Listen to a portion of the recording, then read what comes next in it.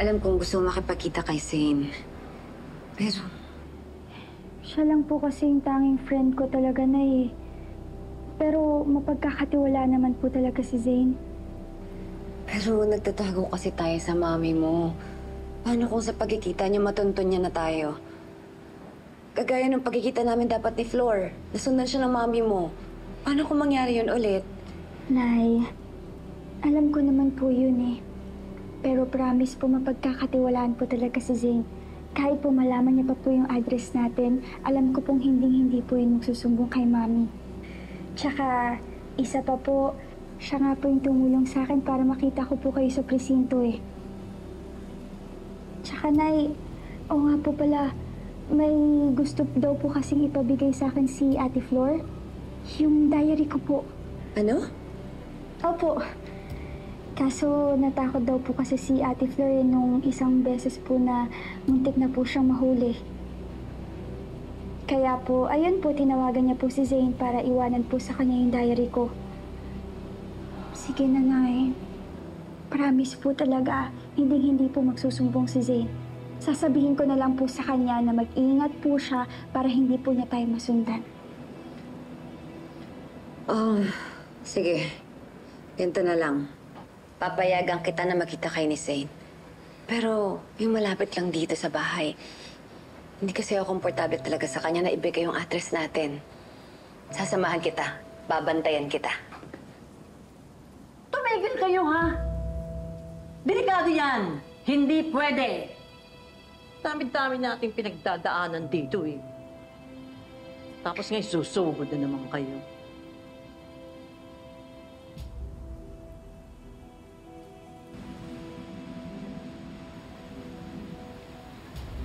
Oo, Muki. Pupunta na ako doon sa tinext mong lugar. Dala ko na rin yung diary mo. Thank you, ha? Papunta na kami doon ni Emma. Pero make sure lang na walang nakasunod sa'yo, ha? Oo, akong bahala.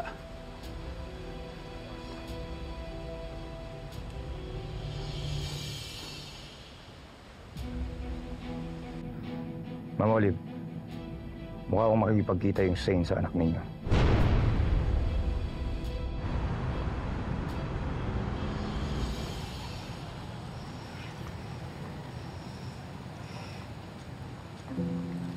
Muki! Zane!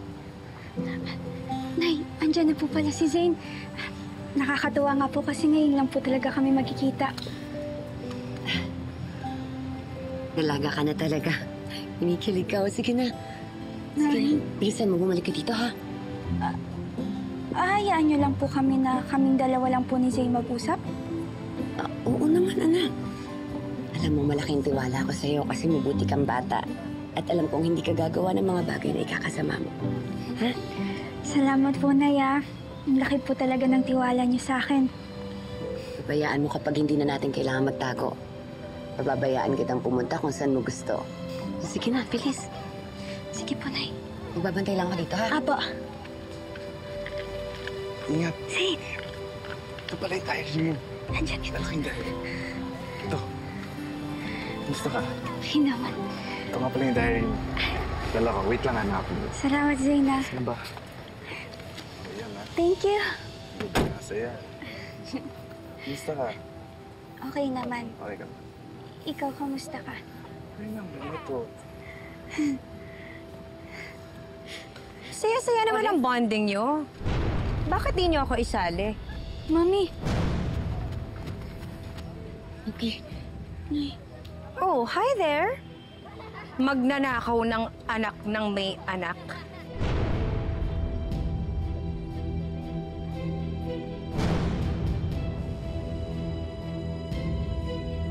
Akin na ang anak ko.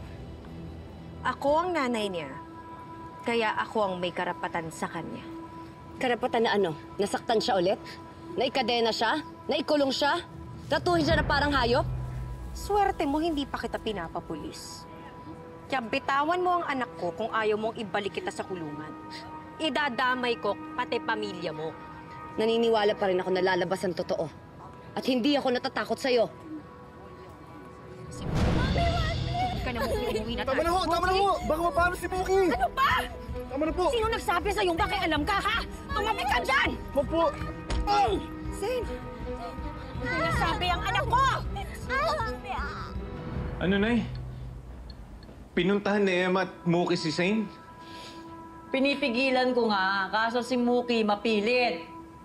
Pero base sa kwento niya, mukha naman mapagkakatiwalaan yung binata. Pero delikado po yun eh. Baka mamaya makita sila ni Olive. Para ko nang itinulak si Mookie sa kapahamakan kung ibabalik ko siya sa'yo. Hindi ko ugaling mangangkin ng hindi akin. Pero patawarin ako ng Diyos dahil poprotektahan ko yung anak mo.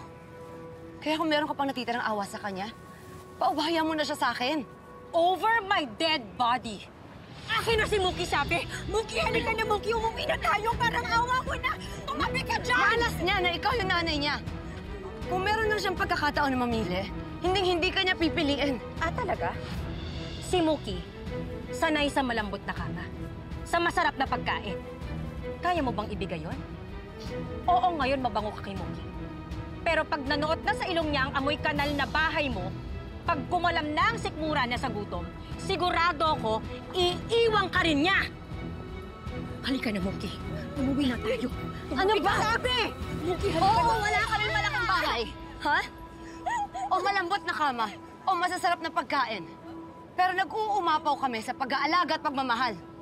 At pupunuin namin si Mookie nun. Hindi namin siya sasaktan kagaya na ginagawa mo sa kanya. Mahimik ka! Mookie! Mookie, halika na! Mookie! Halika ma, kaya na po! Tumabi ka Ako dyan! na bahala dito! Mookie! Okay. Bitawan mo ako! Umalis ka dito! Umalis ka! Mookie! Mookie!